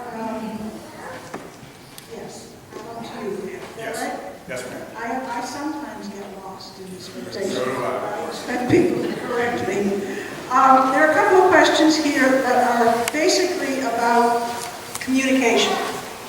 There's a card that wants to know how you would communicate with each other and work together, and there's a card that wants to know how you might work with Avalon, and one that wants to know about how you just be a more effective council. Can you talk a bit about your interactions as people on the council? Sure, I'd be happy to.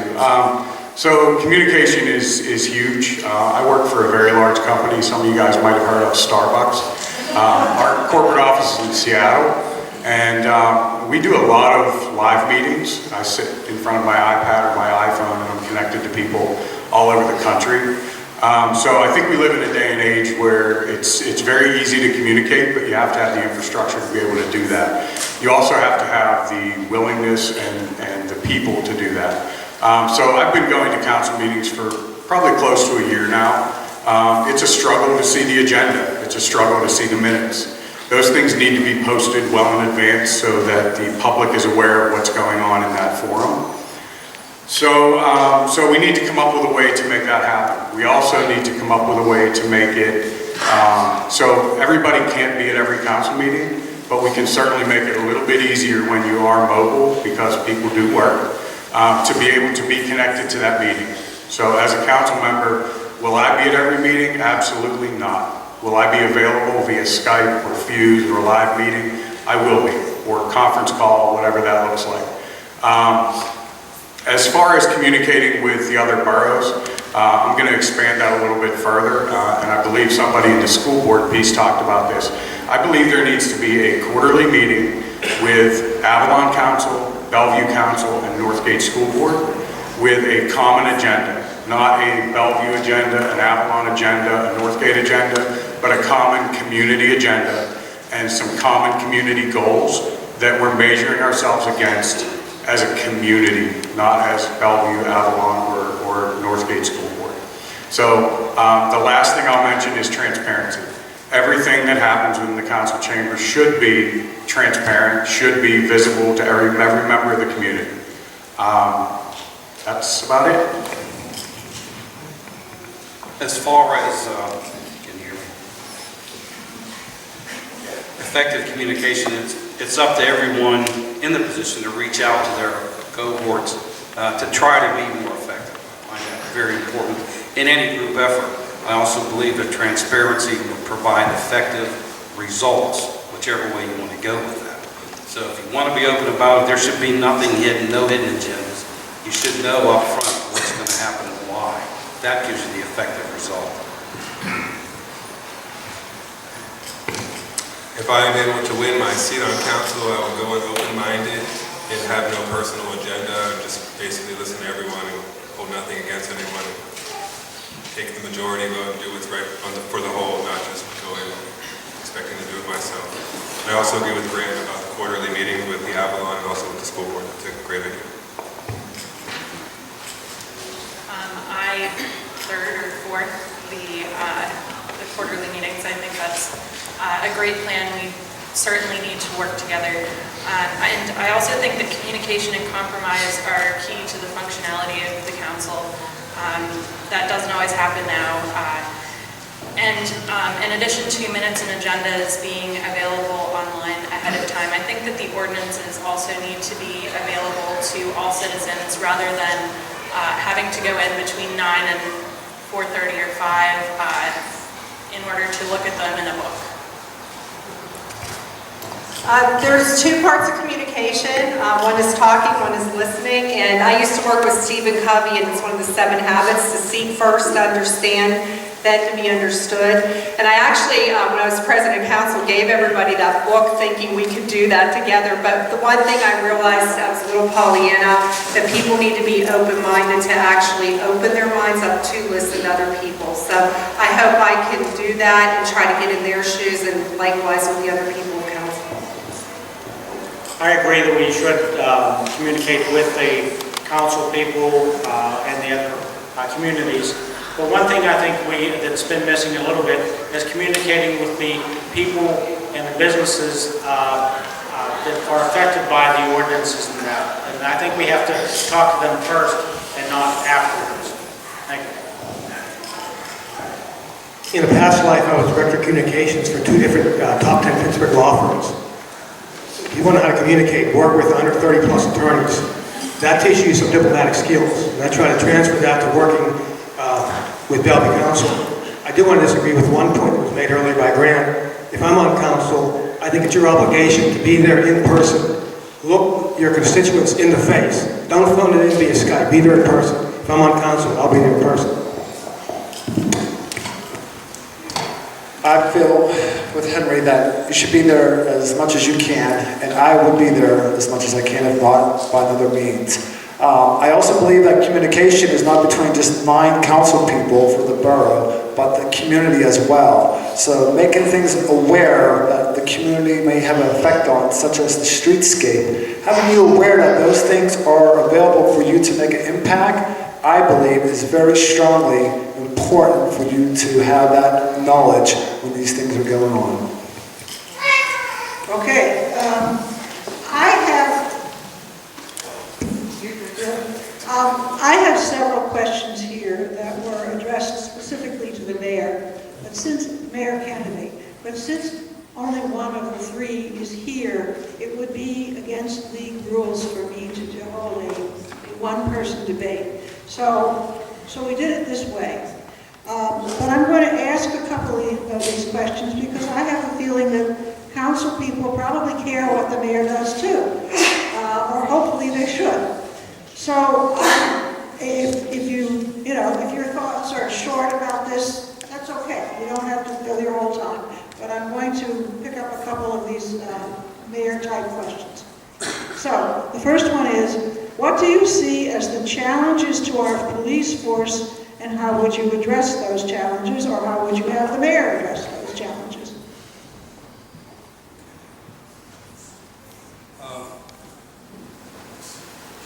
Yeah, you're first. Okay. I think visibility is essential. I have no idea how communication would be effective between the mayor and the police department. I just don't know how that role goes. But I think it's important for people to know who you have patrolling your streets, and not that they just patrol some, all. That's all. I believe the mayor oversees the police, so I would hope they would be more visible, obviously. They should be walking the street. You should see them on the street. You should see them in the park. I go to Bain Park all the time. Never once see a cop walk through there. So, I mean, it's just a matter of being present and reaching out to the people who live around us. I agree with the visibility, and I also, I'd like to see maybe a joint task force between the local and county police forces. It was mentioned earlier that, we do have a serious drug problem all over, but I have seen it particularly in Bellevue. And so I think that if we did have that task force, it would give the police more resources and provide the community with more places to express their concerns. I would like more visibility too, but I want us, it's just like the school board, they said we need to give the teachers the resources they need so they can teach the kids. I think it's the same way with the police. We need to make sure as council we're giving them what they need. For instance, up in Bain Park, I spent a couple hours up there. I agree with you about the trash, but we need cameras up there. So we need to make sure we're getting what we need so we can have a safe community and not tying the hands of our police. Paul, we should take your full minute because it's really your question.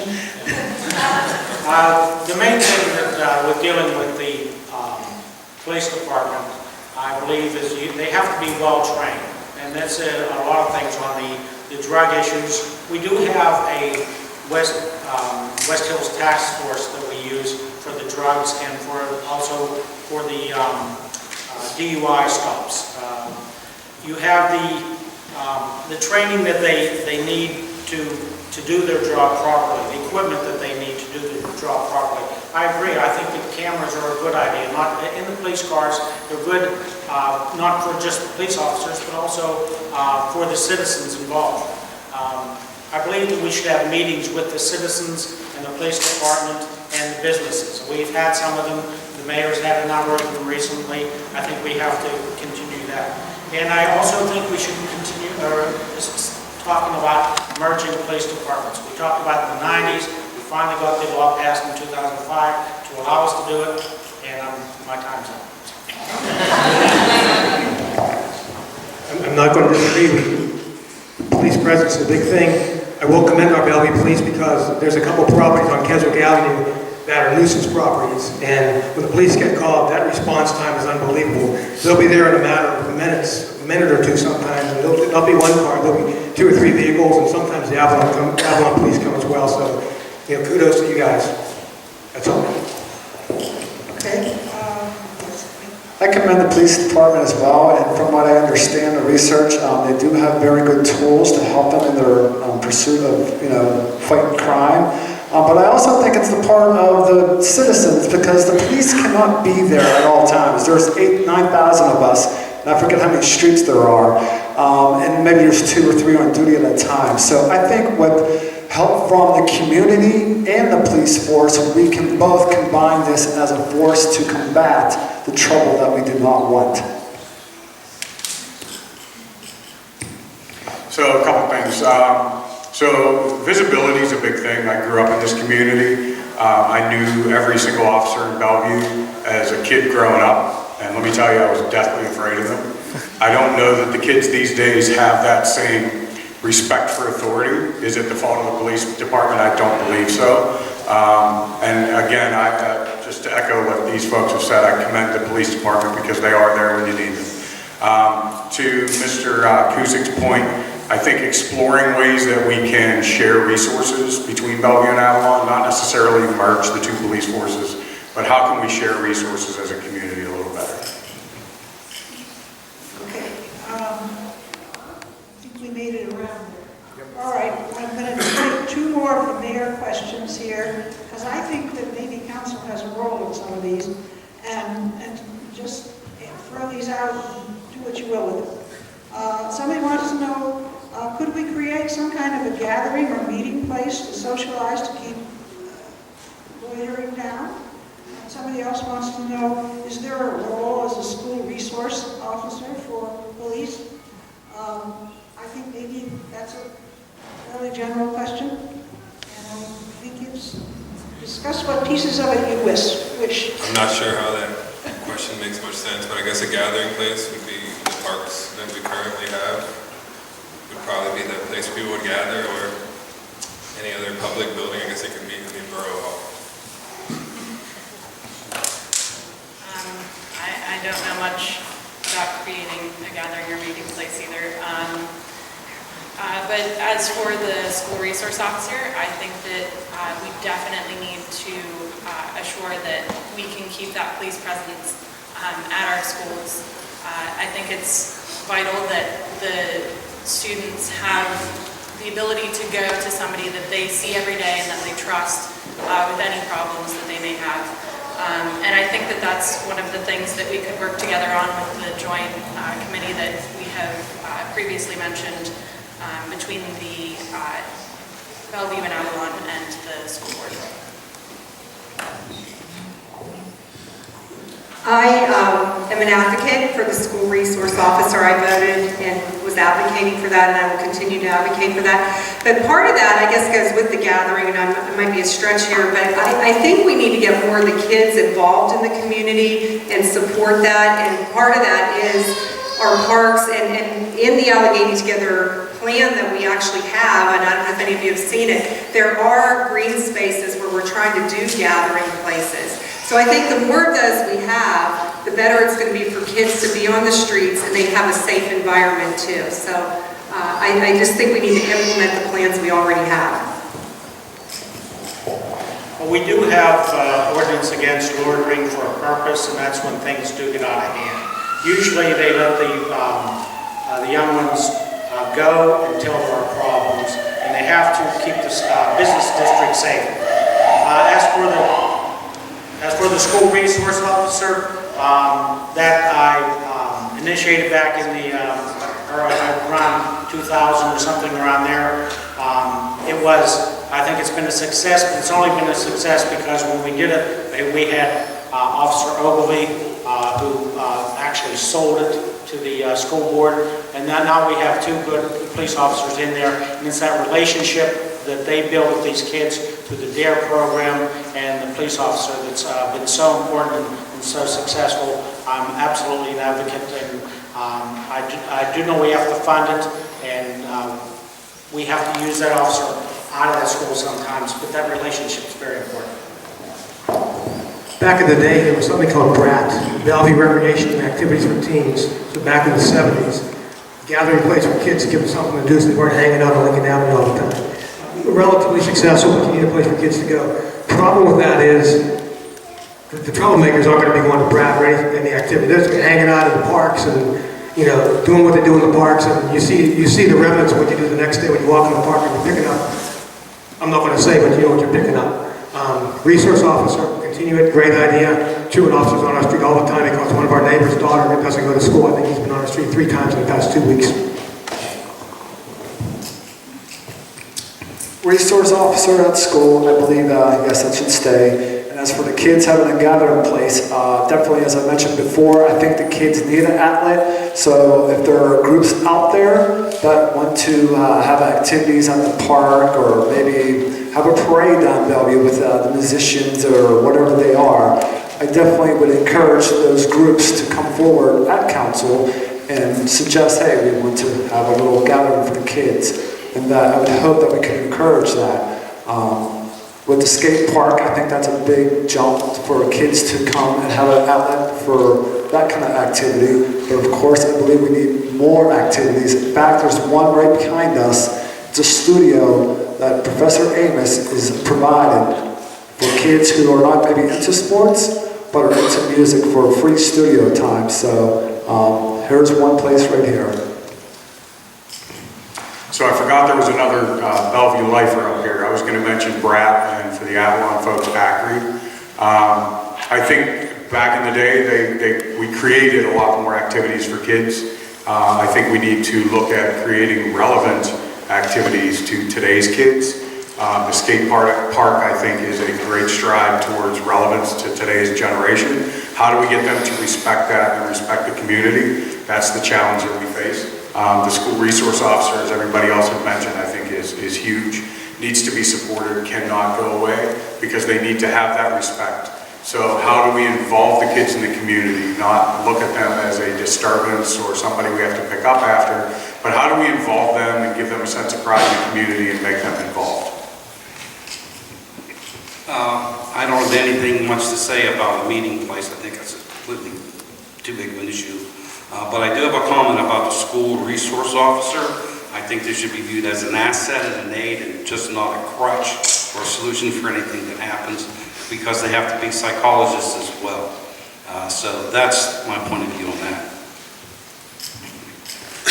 Okay, last question, and I've got two cards and I have to choose one. One of them talks about transparency in government, and I think you pretty much touched on that, so I'm going to put that one aside. But you've also touched on the parks, but you haven't touched on their upkeep.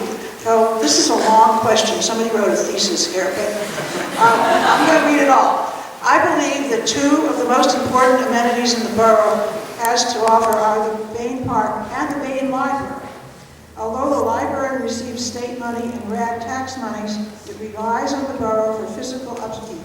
There seems to be a disconnect between council and the library as for renovations and upkeep. So what is your vision for the library and the park, for keeping them up? And I think we're starting with Megan. To be honest, I don't know a whole lot about the current situation with the libraries and the parks.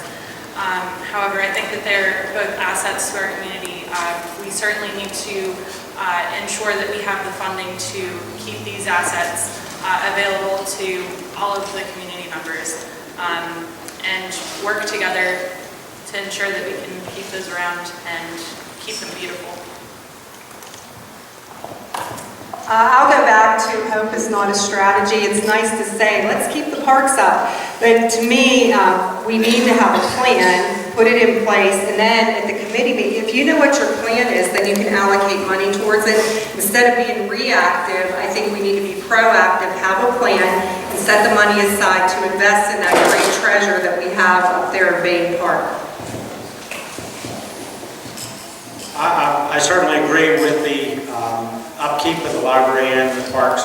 A few years ago, by 2004, I talked to the solicitor. When I was mayor, I talked to the solicitor, and also Steve Moslansky was the chairman of the Parks and Rec Committee, and we worked with there's an investment, there's a trust set up for the library, and we worked with the Bank of New York Mellon, and we were able to get more money out of that. So instead of getting like $4,000 a year, we're now getting $16,000 a year. All that money goes to the upkeep of the library.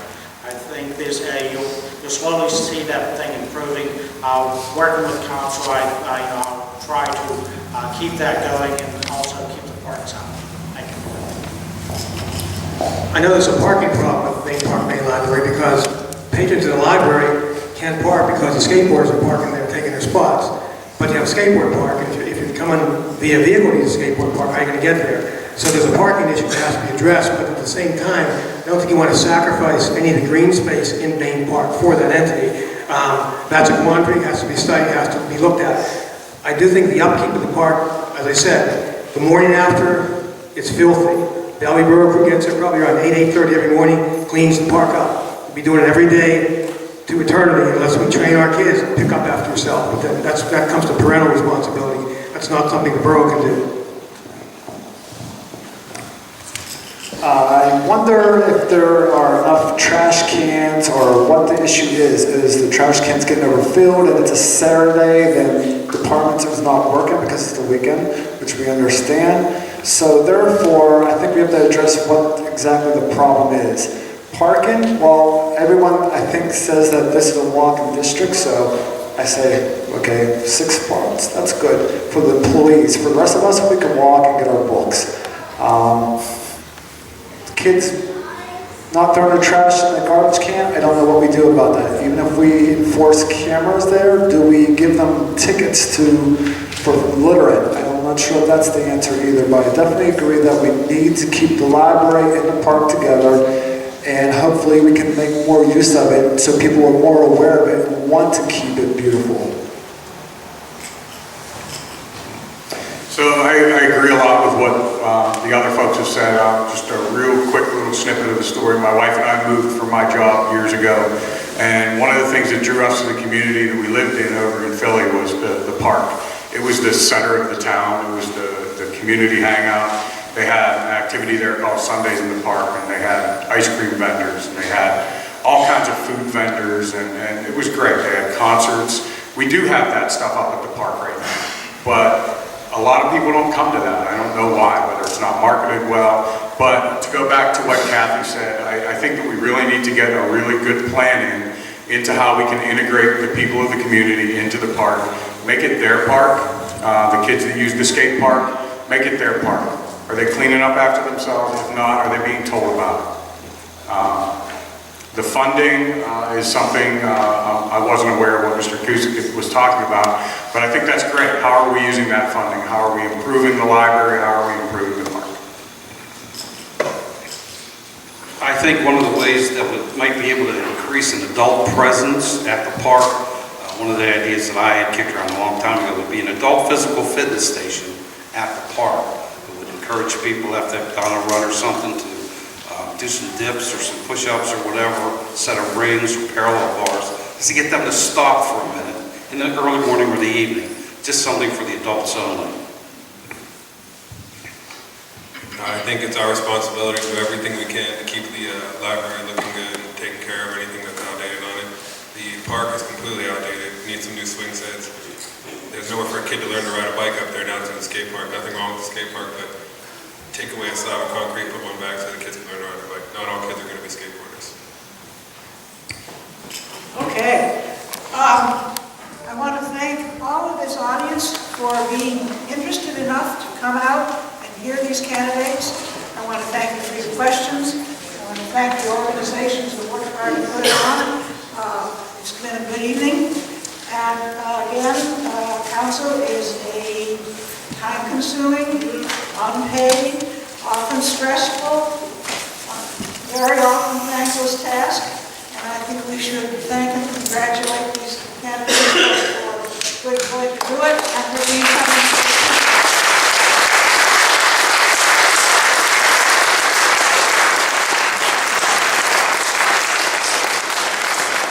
There are some copies of this voter's guide out there. There are the blue facts for citizens. The League is always interested in new members. I have a few brochures, and thank you very much for that.